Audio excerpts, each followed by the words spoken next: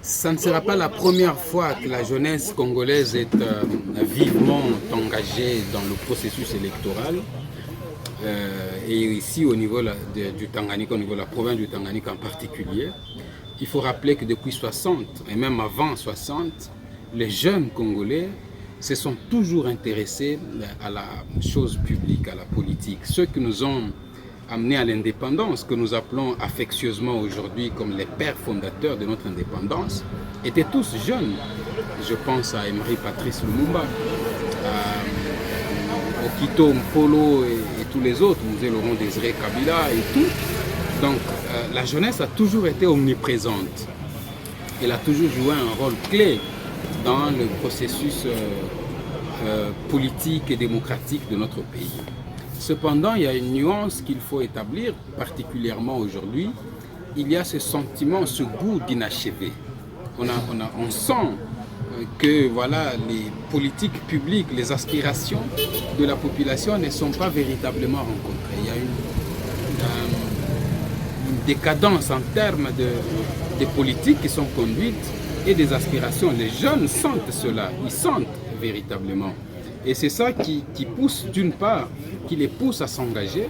De l'autre part, il y a cette manipulation aussi qui s'est invitée au rendez-vous. Mais surtout, il y a un élément important qu'il faut souligner. Aujourd'hui, d'ailleurs, c'est beaucoup plus prononcé.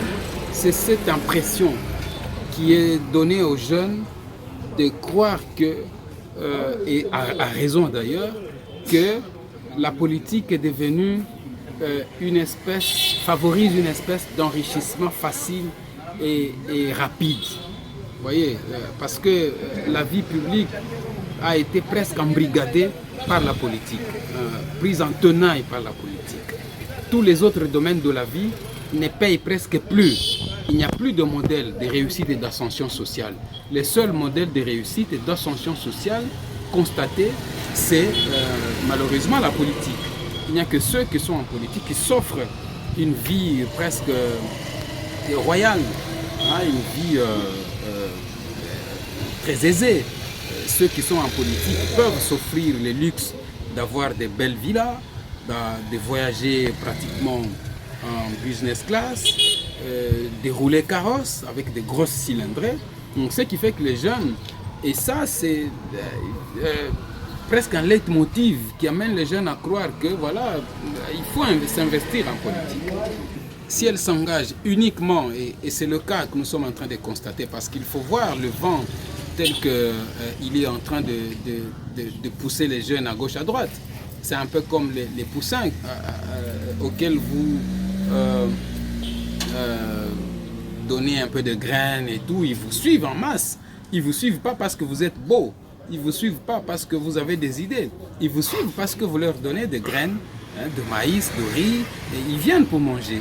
Et beaucoup de jeunes s'engagent effectivement. Vous n'avez qu'à voir comment on recrute les jeunes dans les partis politiques. Il y a une autre forme de prévarication qui s'est invitée, de paupérisation pratiquement. Donc qui amène les jeunes à voilà, chercher un positionnement presque ventral, je veux dire, excusez-moi l'expression, mais je n'en ai pas une autre.